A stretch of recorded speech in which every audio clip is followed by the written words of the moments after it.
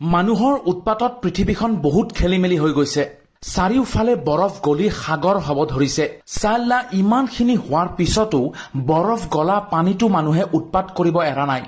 মানুহে সকলোৰে খাদ্য খাই শেষ কৰিছে। ইফালে মাংস ভুজিয়ে গাছৰ পাত চুবাইছে। কিছুমান সচেতন ব্যক্তিয়ে আকৌ এইবোৰ দেখি মাটিত বহি দিছে। লগে লগে ময়ো ভাবিলো যে পৃথিৱীখন আমাৰ দৰে মানুহৰ কাৰণে এতিয়া ছেফ নহয়।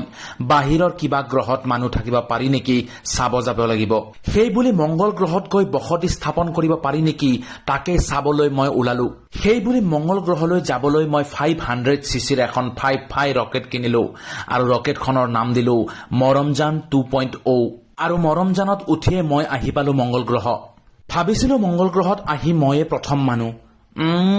চোৱাৰ বাচ্চাহঁত আহি ৰেডি। লগে লগে ভাবিলো আহিলো যেতিয়া মক্কেলকেইটাই পৃথিৱীৰ পৰা আহি ইয়াত কি কৰি আছে তাকে চাই যাওঁ।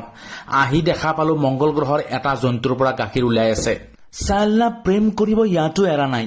তাৰ পিছত হঠাৎ দেখা পালো এখন ফটোষ্টেটৰ দোকান। মই ভাবিলো মংগল গ্ৰহত ফটোষ্টেটৰ দোকানখন কি কৰি আছে। তাৰ পিছত মই লগে লগে মানুহ এজনক সুধিলো যে কেছটো কি।